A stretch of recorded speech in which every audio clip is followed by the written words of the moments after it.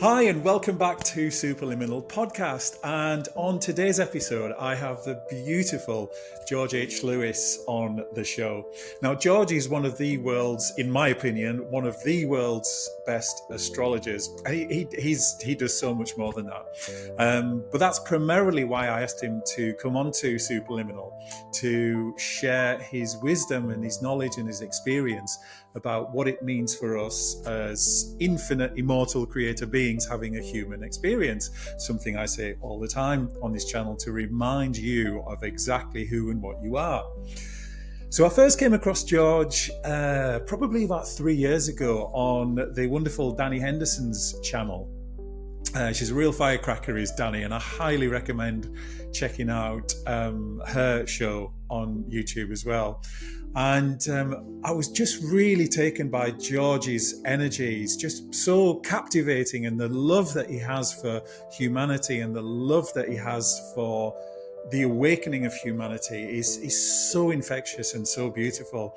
And so I invited him on a little while ago, and he very quickly replied and said, "Yes, Franco, I would love to be on." And I was like, oh, what an honor. So George is, as well as being an astrologer, he's an artist and author, a healer and an international speaker with a passion for raising the awareness of the collective and promoting healing and awakening through the mediums of art, astrology and sound. And we have the most incredible conversation. And he raises a point about Donald Trump as well, which I know is such a polarizing character. Whether you think he's part of the system, he's evil, he's a maverick, he's good, he's bad.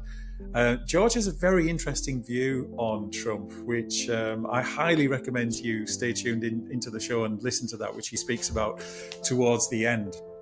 One other thing I really want to mention before we jump in is George has asked me to mention his wonderful academy, the George H. Lewis Academy. So let me tell you a little bit about that.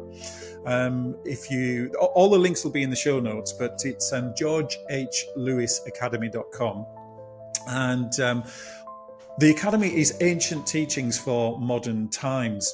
And the caption on there is that we've entered a time of the embodied teacher where we're all learning from one another, which of course is very true, sharing the knowledge and wisdom cultivated through our individual and collective experience.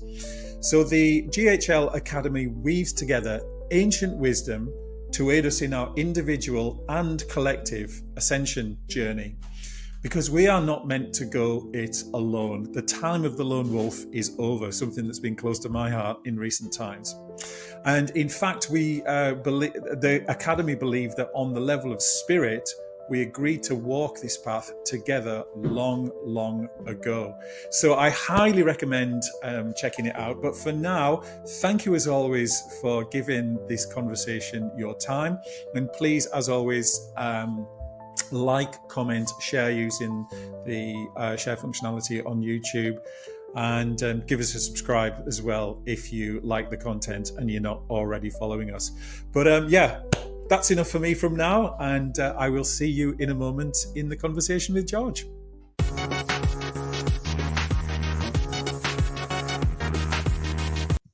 Hi everyone, and welcome back to Superliminal. Thank you ever so much for tuning in. And today's guest is someone I have really wanted to bring onto the podcast for quite some time. And as you'll have seen from the intro and have heard from the intro video, it's none other than George Lewis.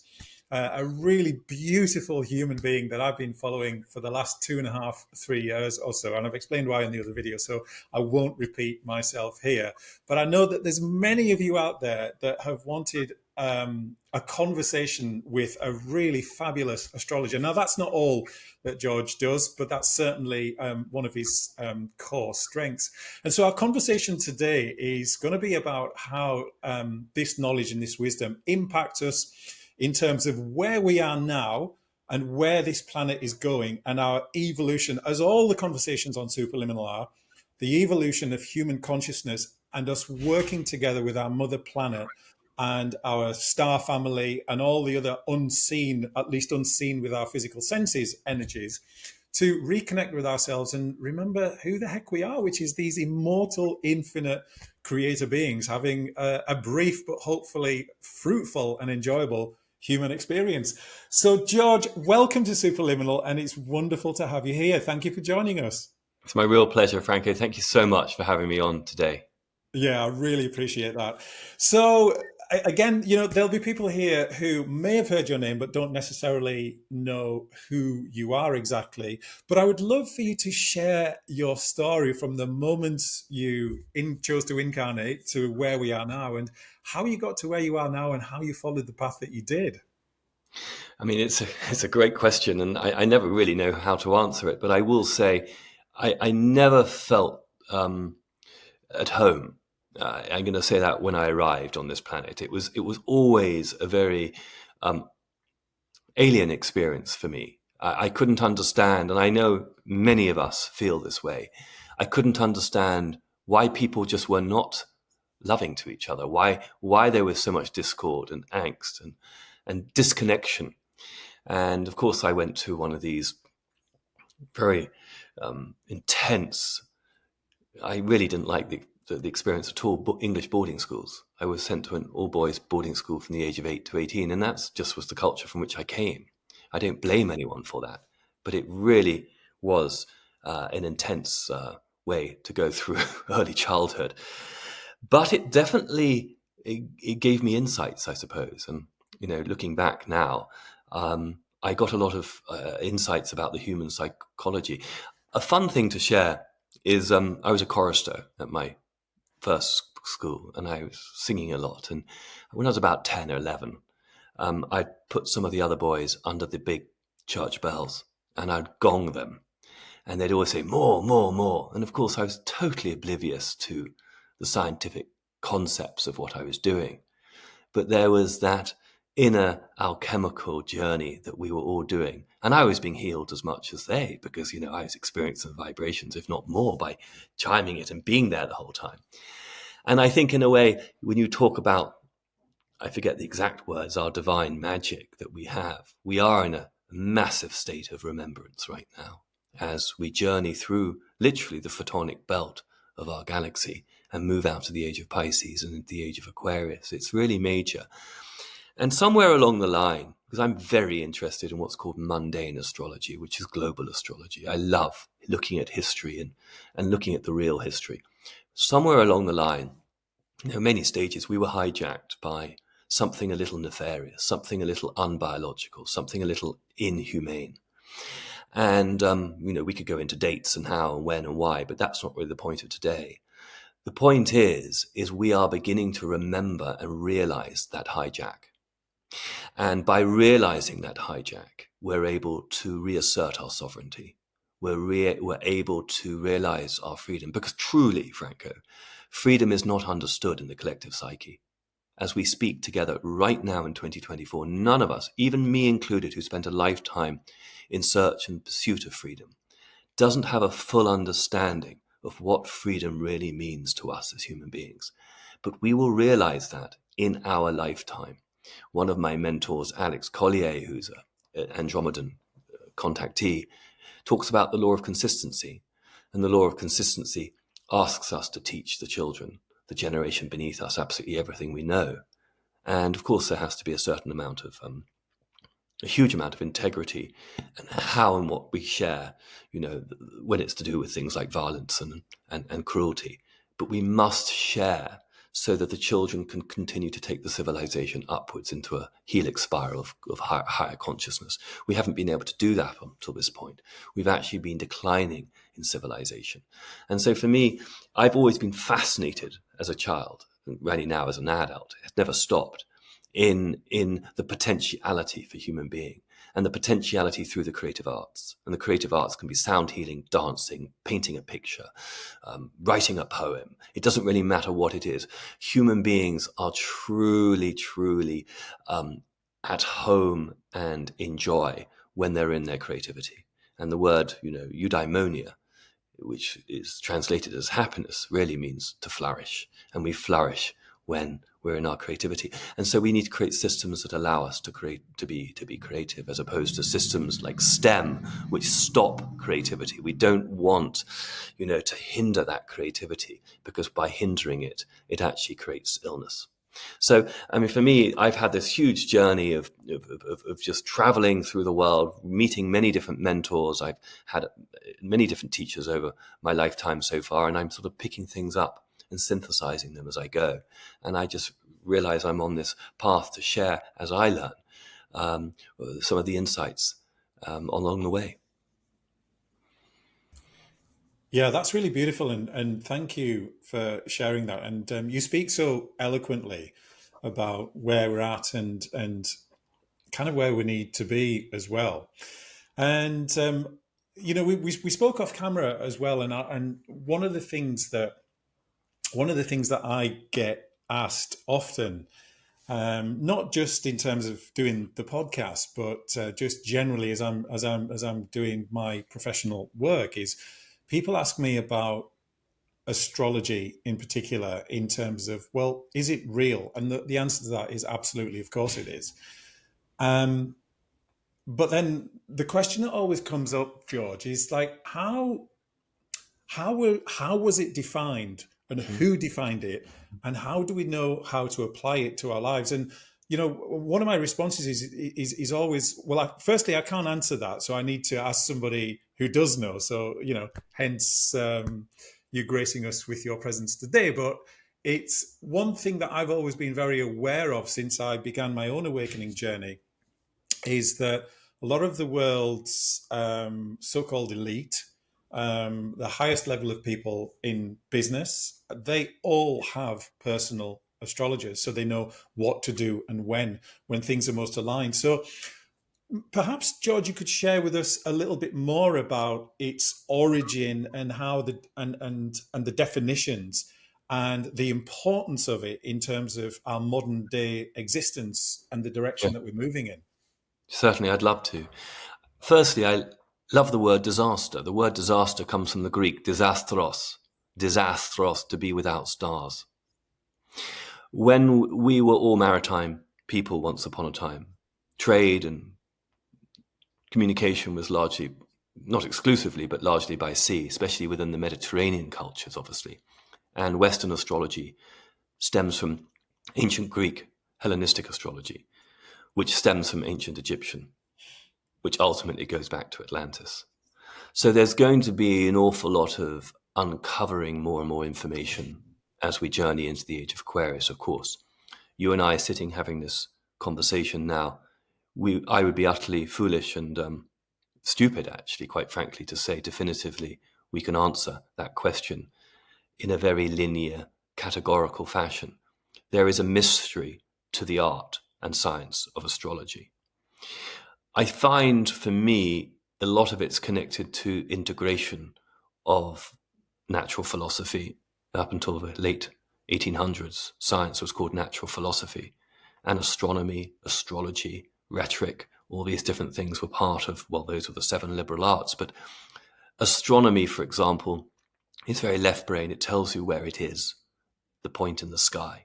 Astrology tells you what it means, what it symbolizes. Remember, the word symbolic is to unite, to bring together. The word diabolic is to split asunder. Human beings have got to relearn some of the major language. It was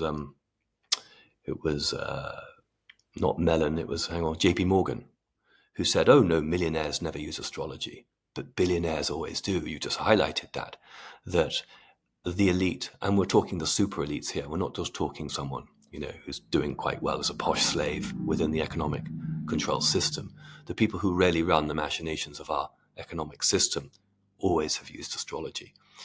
My purpose here, in a humble way, is to allow us, the people, to have access to this divinatory code system as well.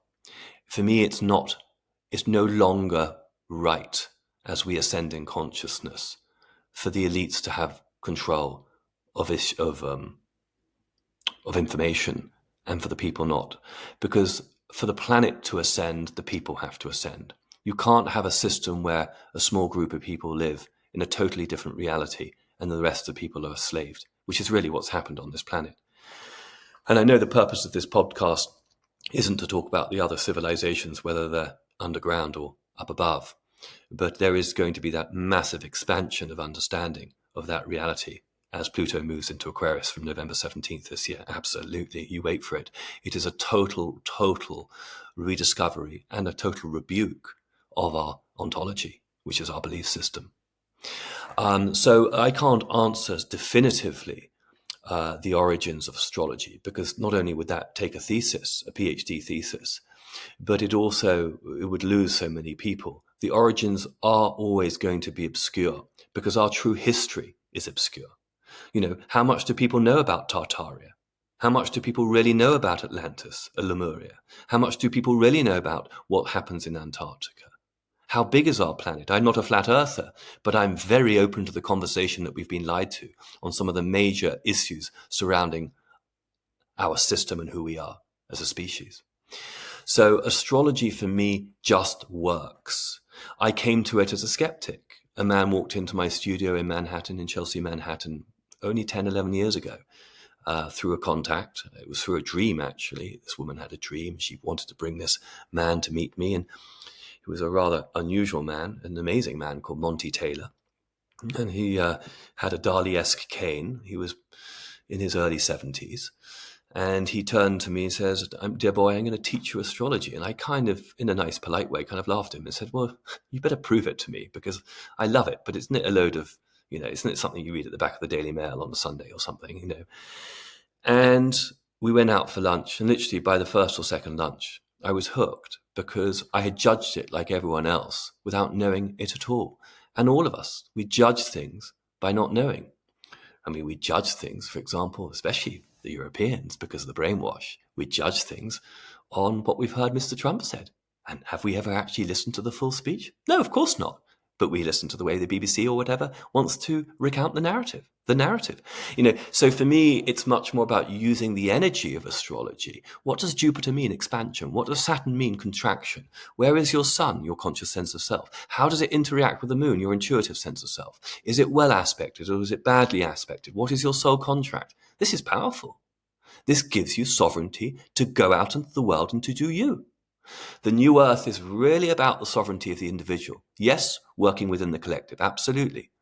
But when the individual human being can be sovereign, he is overwhelmingly empathic, overwhelmingly in the frequency of love. When you take away that ability and you feed them poison through food, through air, through belief systems, then you create a fight-flight. Then you create Saturn lower three-dimensional matrix, as Laura Eisenhower would say. You create a system where we're enslaved in a perceptual matrix that keeps us downtrodden. And that is coming to an end as we enter the age of Aquarius, because the age of Pisces, the age of psychological manipulation, it wasn't able to activate the Christ consciousness, the Christed light that was the whole purpose of the Piscean age, of the mystical union with the divine creator. No, it was a total barrage of psychological control and inversion through the matrix of psychological control. And we're coming to that realization. Astrology is the language. It allows us to have better sense of ourselves, our soul contract, our relationships with our partners, our lovers, our friends, our parents, our children. That's useful. Yeah. And I love how you emphasize the importance right at the end there, George, of integrating that with who we are on an everyday level, because it's a thing I often say to guests who are sharing some really, really big, powerful information, is that, a lot of people will be listening to this going, this is great, and I feel it, and I sense the truth of it. But I've got 3 kids. I've got this to look after. Like how does that help me?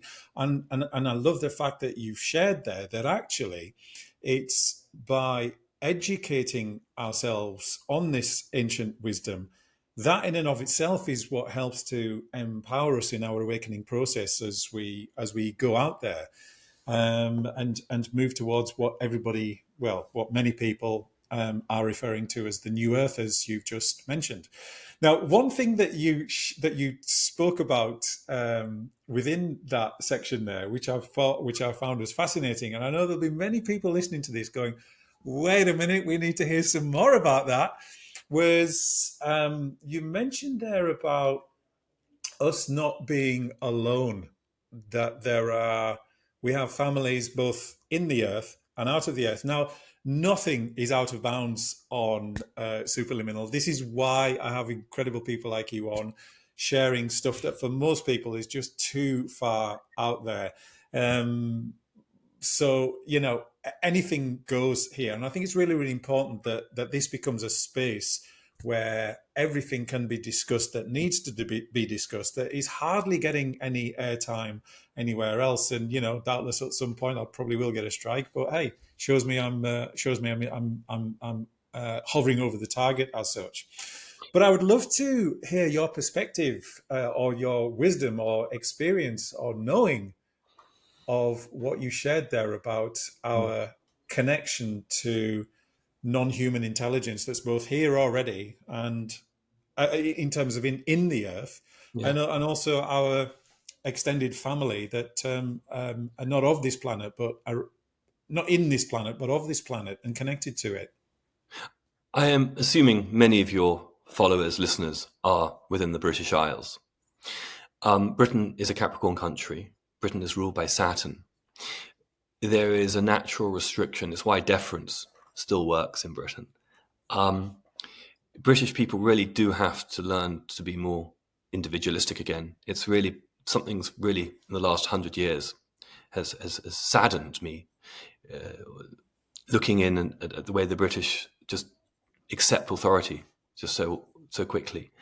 And once we start to get our sovereignty back, something happens in our auric field, something happens in our whole system, mind, body, spirit system, where we start to increase our frequency. The bandwidth of frequency starts to expand, and we start to have other experiences. So instead of jumping in straight to the non-terrestrial, I feel what it is, we have to get ourselves into a position where we really feel connected to our biological and our etheric auras, our etheric perspective. And as we do that, and often through breath work, we can start, especially when waking up and just before falling asleep, start to see, sense. And some people are clairaudient, some people are clairsentient, some people are claircognizant, others are clairvoyant, the four clairs. Some of us are all four, but we tend to be strong in one or two areas. It's being more open in terms of frequency to what is out there. And the different dimensions are really frequency. The third dimension is a very heavy dimension. The polarity is great. It's why the love is so great, but the cruelty is also so great. And when you move up into the fourth, fifth, sixth, and beyond, those polarities actually get smaller because the frequency is just so much higher. And the experiences are just different. And I don't speak with authority on that, but the few experiences I've had, I just sense that to be true. I think as Pluto moves into Aquarius, which is going to last until 2044, we're going to discover a lot more about our true history, and in particular about the truth of this planet. I mean, we all know, many of us know, that many artifacts were discovered at the bottom, for example, of the Grand Canyon in the 20s, 30s, and 40s, and they were confiscated, or they were taken by the Smithsonian Museum. And we know the British Museum has done the same throughout Egypt and other parts of the world, as has the Louvre. There has been a very strict mechanism to control the narrative. Absolutely. And anyone who thinks that is conspiracy is living in cloud cuckoo and is totally deceiving themselves. So why? Because there is so much information coming out on previous civilizations. I've mentioned one already, Tartaria, but Atlantis, what is ancient Egypt? It's kind of the leftover colony of the great civilization of Atlantis. And of course, Atlantis had many different iterations. And then, of course, many of us have had other connections with non-terrestrials, and it's very difficult to define them because, for example, I've had two non-terrestrial physical visitations in this life. And perhaps they were my higher self coming back to help me, guide me. But perhaps they were a Palladian. It doesn't really matter. The point is, they gave me information which have helped me on my journey, and I've been open to it. I'll tell you a lovely little story. I took a group of students, people, to the Bosnian pyramids in the summer this year. And one lovely family who I've become very close to, they have a daughter. And I noticed as I was doing sound therapy in the tunnels underneath the Sun Pyramid in Bosnia, I noticed she was having a telepathic communication with something, and I sensed what it was. And at the end of the meditation, the chanting, everyone else left and she stayed, and I sat with her. And we had a little talk about her experience. And then she left to join the rest of the family, and I did a little meditation. And this higher entity, I don't know what it was, but I sensed he was a Palladian, but I don't know. But he was of a higher elevation of consciousness, and he touched my right knee and says, "Focus on the right knee. You're going to need to stay focused on that." And then he left. It was a very obscure message. The following day, I got on 2 planes to go up to the Arctic Circle for my next retreat I was hosting. And when I got there, the man who owned the retreat had hurt his right knee. And I did a little, some work with him on his right knee. And he was able to function much better the following day. So part of what we're dealing with here is allowing ourselves to shift gears, to be open like a child to the opportunity to receive and not to know at the time. I didn't know what was happening when I was in the pyramid, but it was that journey, and then it makes sense. And by being open to it, it's like Carl Jung talks about it, the synchronicity, and he gives the examples of scarabs and stuff like that. We start to flow with our divine energies, and then the world opens up and it becomes a magical place. Yeah, and do you know, it's so funny that you mentioned the Bosnian pyramid, because just this morning, my new partner asked me, "Do you know, we should really go away somewhere? And there's so many places we can go. Where do you fancy?" And one of the first places I said to her was, "What do you think about this place? It's the Bosnian Pyramid of the Sun, and I really, really want to go there." And now you've just said it in this conversation. I mean, you'd think that that was really obscure, but of course it is, but it isn't, but it is, but it isn't. I'm like, I never cease to be amazed by these synchronicities. So, yeah, that's a really incredible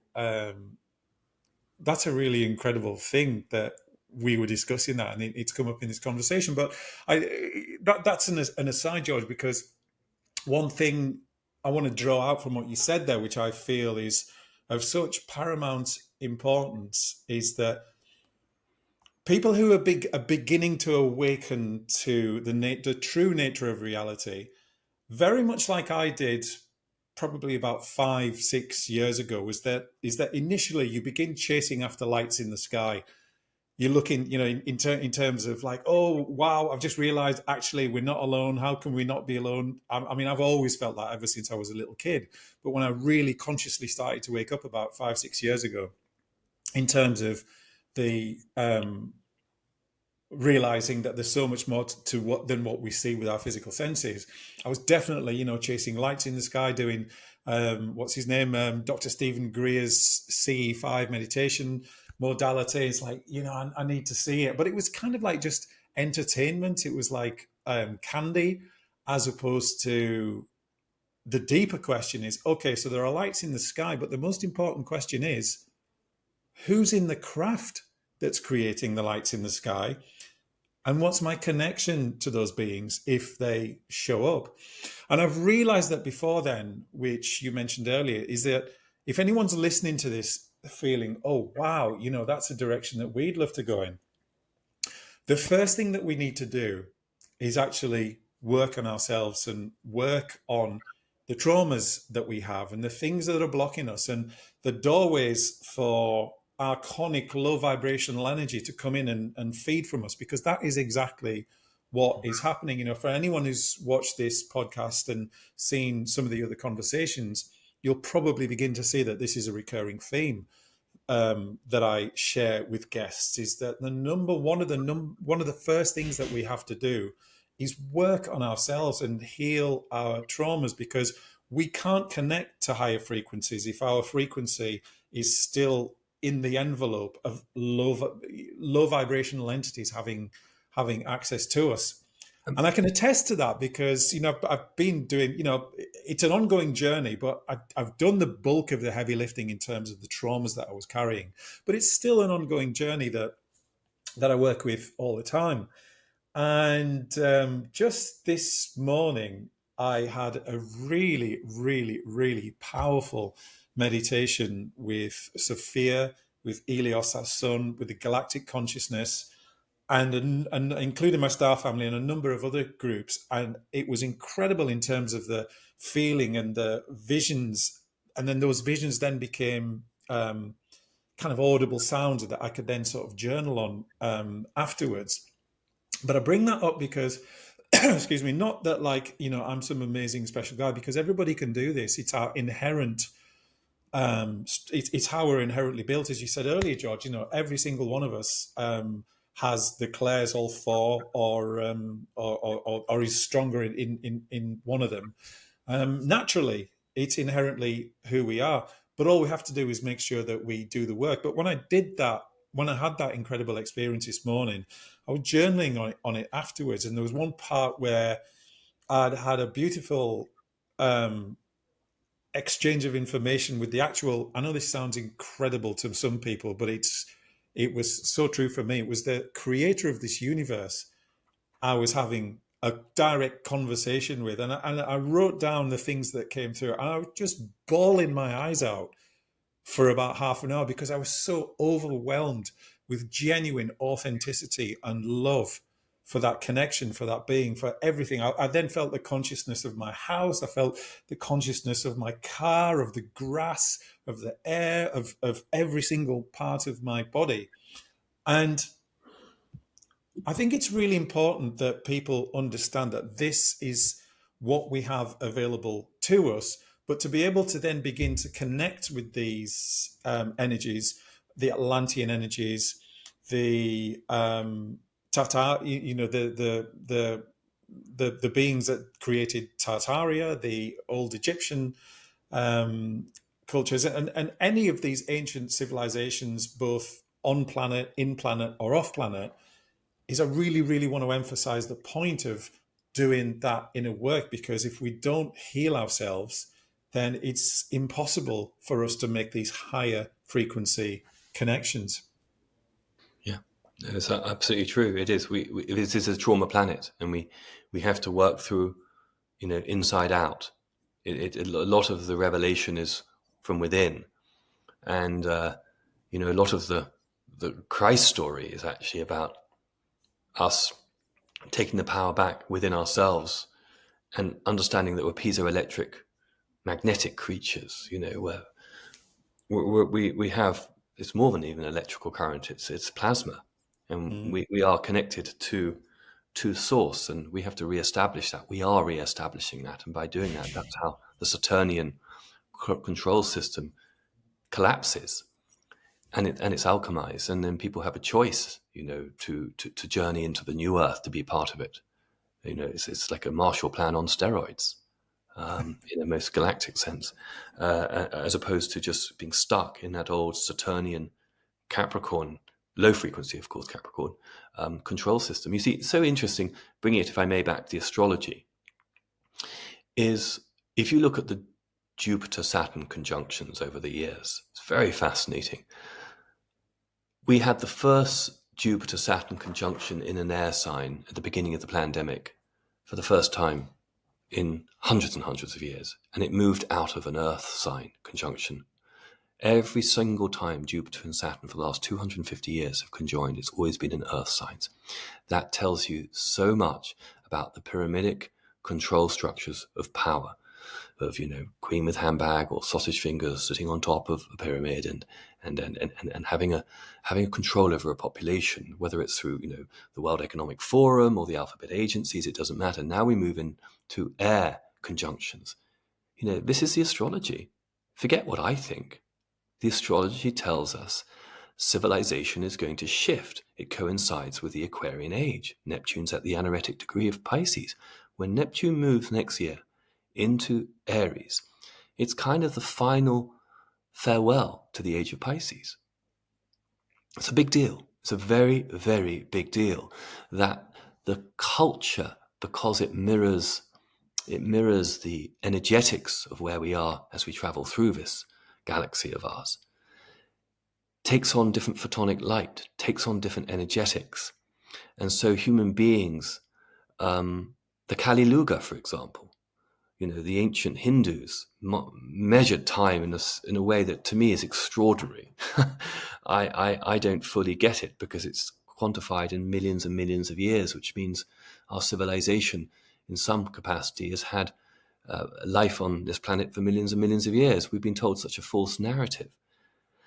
So the point I'm trying to get across is as we journey into the age of Aquarius, we're just going to learn so much more about our potentiality and our frequency. And the more we can do that, the more we can pull power back into our own realm and not be controlled. And the astrology supports this. Isn't it interesting that right now, as I speak, Neptune's at the late degrees, 27, 28 degrees of Pisces. Pluto's at the anaretic degree of Capricorn, 29 degrees. We've got Mars, 29 degrees, Cancer. We've got Uranus at 25, 26 degrees Taurus. I mean, and Chiron in the 20s of Aries. All these outer planets are at the final degrees of their zodiac sign. So it's really a shedding, like the snakeskin, and a renewal. It's that plutonic sense of, wow, we're dying in order to be reborn. And that's the Hades story. So we need to embrace it, not be so frightened of it, because the universe supports us. God, source, creator, call it him, her, what you will. It doesn't matter. That energy is here to allow us to grow more into our loving creativity. And by doing so, something alchemical happens in our bodies, in our field. And that's where it becomes very delightful. I love that, George, because it speaks so powerfully to the reality of what is actually going on in this world, because it's a lovely segue into where I wanted to go next. So, clearly you felt that and preempted it with what you just shared, because we can see globally that there's some really crazy stuff going on, or at least some apparently crazy stuff in terms of what the so-called elite class are doing. We've had the situation in the last 4 years with a certain thing that was done after people were told that there was a certain thing going around that was dangerous, that meant that we had to be locked up and our businesses were shut down, and so on and so on. Now, I've heard it described, which I think is a really tidy way of describing it, is that it's the last thrashings of a dying consciousness and a dying mechanism that is desperately trying to hold on. So, we talked a little bit about this off camera and in our pre-recording conversation, George. So my question to you is, what's going on in the world right now? Because I feel as though we have to get our popcorn and sit back and get ready for the show. So for me, I'm in this sense quite a funny duck, because I saw Trump win in 2014, meaning I got a vision, or that sounds too grand, but I got a sense that time was changing. The times are changing. And I got a sense, I'm about a year before Brexit. And of course, living in New York City, when I started to announce that I thought the orange man was going to win, everyone absolutely at the time laughed in my face, understandably. How could a businessman who's not connected to the Washington, D.C. elites get that? And I think the thing is, where we're at now is the revelation of the inversion of everything is becoming more and more clear to anyone who's still got some cognitive function, some Socratic method. The mainstream media, if it says up, it means it's down. If it says left, it means it's right. Once we understand the inversion is complete. In my mind, it's been complete for a long time, but it was more subtle a decade ago. The gloves are off now. And in some ways, it's much easier, but it does create more disturbance in the field, because a lot of humans will still, because they've been trained to, through the programming, go into fear. because no one wants instability. Humans are here to be in love and to be able to be creative. And we need a good Saturnian system to support us. And at the moment, the old Saturnian system, think King Lear, is being totally destroyed, and it needs to be. And until the new system comes in. So the United States, and this is contrary to anyone, mainly in Europe, doesn't matter whether you're in Italy or Britain, has been fed so much inversion that they assume, because if you listen to any mainstream outlet, that Kamala will be the one saving democracy. I will posit very clearly that that is the inversion, that the opposite is true. Because if you look at it just very coolly and calmly, anyone who is going to be attacked so vociferously by every aspect of the mainstream media as 47 has been, President Donald Trump has been, tells you an awful lot. Because if that man really were part of the DC city-state cabal matrix properly, he wouldn't have been shot down. The assassination attempts, all the stuff that's gone on, the Russia Gate and stuff like that.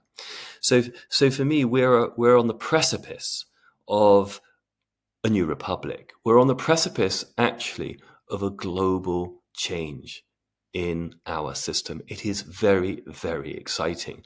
And human beings have to lean into that energetically and have some faith. And of course, we've all been hardened so much because we've been disappointed so much. The political process has been so corrupt for 100 plus years. I mean, longer. But there's no way in the collective memory that we ever remember a politician getting in and doing what he or she promised to. It hasn't happened. But suddenly at this time, with this bizarre alliance of RFK, I mean, this bizarre alliance of John F. Kennedy's nephew, who was a lifelong Democrat, working with a man who was a Democrat in New York City for many years, who then took over the Republican Party in order to take it down. This is the Art of War written by Sun Tzu. Most of us have read it. If you're a political student, you would have done. It's a very interesting time to witness. And then, of course, with Elon Musk, and that's controversial. Is it the same Elon Musk? Go back to the galactic conversation we're having. At the end of the day, the technology that's existed on this planet, underground largely, in the deep underground military bases, has made technology well over 100 years more advanced than we, the people, understand. And we're playing catch up now. That's just truth. So when we understand clones, when we understand body doubles, those technologies are here. They've been here for decades. They've got smarter and smarter. What you see is not what you get. And I sit here in front of you today. I don't have the answers to. I'm lost at sea, but because I look at the stars, it's not a disaster, not disastrous. No, I'm able to get a little sense of the Pluto opposition with Mars at the moment, activating us and the United States birth chart, activating Mr. Trump's birth chart. No, we're good to go. Houston, we have liftoff. It's going to be okay. We're just going to have a little bit of a bumpy few months until things settle down into the new Earth. But it's coming. Wow, so controversial. I love that. And that's one of the things that I love about people coming onto the show is sharing opinions that go so against the grain of what everybody else is being told, and therefore everybody else is programmed with. Yeah. So, given what you've just and I love that, and thank you for To sharing me, that. to me, it doesn't seem controversial. You see, this is so Yeah, amazing. I mean, if you were to come and touch my auric field now and be with, to me, I'm so calm because to me, this is the human being asking more questions than having answers for. This is the Socratic method writ large. This is us being open to the potentiality of Uranus, which is change, of the divine spark, Uranus, the sky god, coming into us, imbibing us, embodying us. I mean, this is really what the human story is about. We have to reclaim it. yeah, I cannot agree more. And thank you for sharing that with such passion, because it's true. We've got to a point where the whole point of science is to prove the efficacy and the validity of what's gone before. But if anything comes along to change that, then people are demonized. People lose tenures. I mean, and that's just one example. I mean, I use science as a particularly illustrative example of what you've just shared. You look at what Graham Hancock's doing with his Ancient Apocalypse series, which is incredible. And the ostracization, if that's even a word, of what he's experienced in the last 30 years that he's been doing what he's been doing. Thankfully, he has a really great supporter in the likes of Joe Rogan, who has a huge audience. So thankfully, that's given him a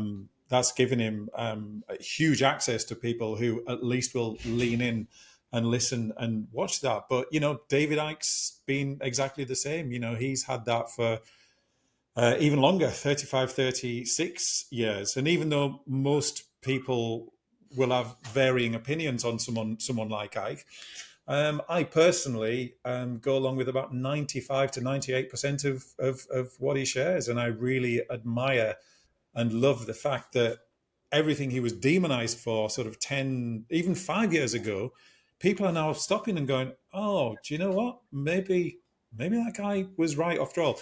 Your mentor, Alex Collier, has been exactly the same for Alex as well. He was demonized for years and years and years. He was talking about this 30 years ago as well. And I greatly admire the man for never, ever, ever wavering from his path. And eventually, humanity has caught up and people are beginning to awaken. I mean, I've just finished reading a really fabulous book on Tartaria by a guy called Guy Anderson, who's been researching it for the last 4 years. And you look at the information that's in that and you look at the information that's presented, and it illustrates what you shared before, George, which is that everything on this planet is an inversion. But it's changing, thankfully, at last. And I think there's enough of a tide swell and enough momentum building on a material level, on an etheric level, on a consciousness level, that it's having such a beautiful effect on the morphogenetic, I never get this right, morphogenic field that Rupert Sheldrake talks about, whereby it's going out into the collective consciousness and people are tapping into that and realizing, no, it's time to wake up. Things are the opposite of what we've been told. So given what you shared about what's happening in the States, and as like you were saying about RFK, that's just, it's like if you'd said this 2-3 years ago, 5 years ago, you just wouldn't have believed that things would have worked out like this. But given what you've just shared about the situation in the USA, what are the ramifications for people in the rest of the world as that unfolds? Yeah, it's a big question, and I am very positive. And I don't necessarily want to make analogies with previous eras because I'm going to be honest with you, I think we are already in a third world war. It's just not kinetic in the way that we have understood war. And if I can be a little provocative for a moment, there's increasing proof.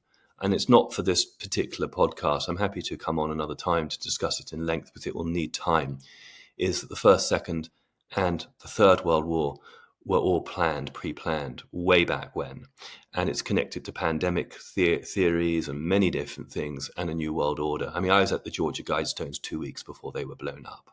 And I just got a download to go there. I only had to drive 4 hours away from where I was. And, Georgia Guidestones is 666 miles exactly from the United Nations headquarters in New York. You do the symbolic math of that. And on those stones very clearly says we will have a population reduced from 8 billion souls, not souls, they don't use the word souls, 8 billion citizens to 500 million citizens, 500 million. And it's all part of the United Nations 2030 program, and Rockefeller Institute, and all the 9 yards. And that's been scuppered. That's been brought out to the attention of the people since the timeline shift of 2016. So I have huge faith that it's not even a question of the Second Republic being born in the United States. This time round, the Constitution and what it stands for is not going to get co-opted and inverted, a la the incorporation of the United States by European and foreign powers in 1871 after the Civil War, when money was lost on both sides and they had to go to the European bankers for help. We're going to see a situation where maybe gold, silver backed. I mean, I remember when Trump dyed his hair gold on Tuesday and silver on Wednesday. I read the signs. I read the signs back in 2018, whenever that was. He was speaking in code to people about gold and silver. I think we're going to see the constitution rolled out internationally as a global constitution for the people. It's going to take some time. Some of the areas where the darkness is greater, some of the old city-states, and I come from one of them. It's going to there's going to be it's going to be an interesting journey as the switcheroo happens, but it's coming because we the people stand up for freedom, and as long as we stand up for freedom, it's coming fast, fun, and furious. Oh, I love that, George. It just fills my heart with so much joy because it reflects again the messages that I'm hearing from guests on here and the feelings that I get from what I feel are credible people that I follow who are looking at things from a geopolitical, exopolitical, spiritual, energetic and societal perspective. And the common theme does seem to be that yes, it's going to be a bumpy road. It could be bumpy for a year, for 5 years, but it's not really going to be like, for another 2, 3 decades or so. But at the end of it, we will prevail because I think what doesn't get taken into account, and one thing I want to remind everyone listening, I say this all the time in the intro to the podcast, it's on the description of the podcast. I say this at the start of just about every conversation that I have with my guests, is that we've got to remember that we are immortal, ineffable, creative beings having a human experience. And all this inversion that George has just talked about and the dumbing down of humanity has been because these so-called elites realize that if we even get that much access to that capacity, then it's game over for them. And especially if we come together as we do that. But it looks as though that that's happening in terms of astrologically, as you've just shared, George, but from your own perspective as well. Also, free energy. I mean, it's for me, it's very interesting putting the dots together. And and in this sense, I'm very clearly a kid putting the dots together. And I like that archetype. It's the Aries, Leo, Puer, Eternis, eternal child, because I'm on the hero's journey like Tom, Dick, and Harry. But I'm fully activated, but I am on the journey. And so we all have the capacity for that. This is very much a people's evolutionary process, revolution maybe, but it's it's a sped up evolutionary process we're going through, and we're experiencing through the body. We come here to experience it through the body. Hence the biological component so important, not the transhuman component. Hence the point is we say no to the jibbity jab because we don't support transhumanism. It's very important to understand this, up in the eagle's perch, as Pam Gregory, the astrologer, says, you have to have that perspective looking down. Otherwise, we get caught up in little minor battles, minor skirmishes, without understanding the real big issues at hand. One thing I wanted to mention, because I'd alluded to it twice, was Tartaria. Isn't it interesting if you look at Star Wars and the costumes of, say, for example, of Padme Amidala? Those costumes, if you look at old costumes, black and white photographs from the Tartarian civilization that was destroyed in the mud floods, and we still know very little about it, those costumes are exactly the same. And so you begin to see in all the Hollywood stories, and you could say Lucas is doing his soft form of disclosure. You could say that. So this isn't an attack on Star Wars. I love Star Wars. I mean, to bring the hero's journey and the myth of the archetypes and Joseph Campbell to the public. I mean, what a boon is that for we the people? But most of Hollywood has been basically a Pentagon invention and support. Okay, that is what it is, and it's coming to that fruition. The ending is now, because with whether it's P. Diddy or whatever, the tunnels, we the people are beginning to realize just how perverse and corrupt the whole system has been for so long. And none of us, me included, didn't know the extent to that. And so it's very calming, actually. You take a deep breath, and it's inevitable. And as we move into the age of Aquarius, as Pluto moves into Aquarius, technology really does become a major part. But the point about technology is it's neutral. It's like the knife or the gun. It's all about the utility, the application, meaning I have a knife here on my table. Do I cut the bread and feed the family? and join in mutual nourishment? Or do I use it in some heinous crime, a satanic ritual? That's the choice. Same with a gun. Same with AI. And I think what we're seeing now, when Musk talks about the current Musk, not the Musk of yesteryear of Neuralink, which I'm still suspicious of, but the Musk of now says the greatest threat beyond nuclear war to humanity is nefarious AI agenda. He's kind of right. But once we apply consciousness to these applications, we really do have liftoff on a planetary level and free energy. And that makes me think of Tesla, the original Tesla. That makes me think of his relationship with John Trump, the uncle of Donald. Interesting, isn't it? That makes me think, obviously, of Dwight Eisenhower and his famous speech. There were certain people, and JFK, certain people standing up for the people. Here we are again. This time we have AI on our side, like you, your podcast, to spread the information. 100 years ago, impossible. That's why communism was able to take over in that plot over Russia in many places through the central banking system to destroy old cultures. Yeah, and you're absolutely right, because in terms of what happened 4 years ago, I do feel that one of the reasons, even though there was such a huge effort to censor everything, one of the reasons that it never took a hold to the extent that they wanted it to, and even earlier this year when there was a certain other thing to do with, how shall I say it, a primate labeled condition is what I will say, but people will know what I'm talking about, because I'm just careful about not getting censored or struck off here. Is that because people through technical intelligence have been able to connect with each other and get enough information, it didn't get the traction it needed to create the fear tactics that then Right. allowed them to control a mass. So I do really feel that, and it's a really great point that you share. So George, I could listen. I could listen to you for hours and hours and hours, but we're going to have to think about wrapping up now. I feel like we've barely scratched the surface, but yeah, what you have shared has been really magical. So before we move on to the quickfire section, is there anything that you'd like to share with the superliminal audience that we haven't covered yet? I'm sure there's a million things, but is there anything in particular right now? I mean, to find out more about what I do, I've set up something called the George H. Lewis Academy.com, which we're teaching many of these sort of esoteric arts, mainly astrology, tarot, but alchemy and stuff like that. And for me, what's important about it isn't so much actually just the teaching, it's the community that we're building. Human beings, since the beginning of the pandemic, have really suffered in the lackings of community. So for me, that's actually, if I really had to look you in the eye, my primary enjoyment is creating communities for people, because that's the healing. Yes, the learning is that, but we all have a lot of learning, and we're sort of sometimes a little OD'd on learning, but we need to really go into heart and community. So that's what I've been enjoying at the moment with the Academy. Wonderful. So moving into the quickfire then, what are you, I think you've probably just explained it, but what are you most excited about right now?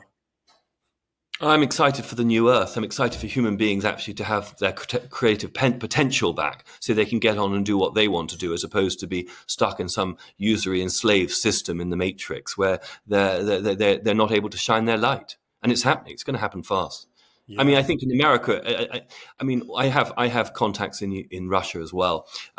Again, beyond different. The technologies, the opportunities, and Moscow is a totally different city to it was 20 years ago. Totally different. I mean, remember, Baghdad was the center of civilization in the 13th and 14th century, and it's a hellhole now. I mean, cities come and go. You wait. Look at this. London ain't going to be. It's going to be tricky until London does its switcheroo. At the end of the day, we're going to see a rebirth of the United States in a massive way in the coming years, and it will lead with Russia. It will lead the way, and Europe will start looking up again and in admiration and in wanting to imitate. And obviously, ultimately, create their own versions. Europe's wonderful. I've spent 4 months there this year, and the food and the coffee is better. But the philosophy needs some work. The philosophy there's a lot of lacking in the philosophy. Beautiful, and it's very heartening that that you feel that shift is inevitably coming, despite the bumps in the road. Well, it's in the stars. It's in the stars, as I said. Yeah, Pluto and Aquarius, all these anaretic degrees. It's a major shift in civilization. And then people who work on the galactic, we're talking about the photonic light changing. I mean, you're looking at the auras of children who haven't had the jibbity jab, and their auras are way beyond 6 feet, 10, 12 feet. Most auras go up to 6 feet. yeah, absolutely. And the second question is: imagine you've just jumped into a time machine. You get in it, hear it whirring, it lands, doors open. There's 12-year-old George stood in front of you. What two pieces of advice would you give that small boy? Oh my God, that's a great question. I wish I had trusted the plan more. I wish I had had more faith back then and not gone so much into grief. Oh, wow. Beautiful. And finally, George, what's the biggest thing, the number one biggest thing wrong with the world right now? And what one thing would you do to solve it? Out of the mind, into the heart. Yeah. Understanding Perfect. understanding the toroidal field and the transmission and transmutation that happens through the alchemical process of activating the toroidal field of the heart. Beautiful. Well, George, we've got to end there. I really have enjoyed this conversation so much. And as I said earlier, I feel like we've literally just done the warm up, but unfortunately, we need to end it there. For everybody still watching, thanks ever so much for giving this your time. I really, really feel that this has been a really helpful conversation for you all. So, as always, please do subscribe, comment, like, and share using the share function in YouTube, because, of course, it gets it out to other beautiful beings like yourself who need to see it. But, George, I think we will definitely have to get you back. I mean, you alluded to a fabulous topic earlier about the world wars. So I feel that sometime in 2025 we're going to have to get you back for another conversation. So thank you for that. But for now, it's been such an honor to speak with you. Thank you for your time, and thank you for choosing to come on Superliminal. My absolute pleasure. Really, the pleasure has been mine. Thank you. Right, will do. And thanks, everyone, and we'll see you all again soon. Bye for now.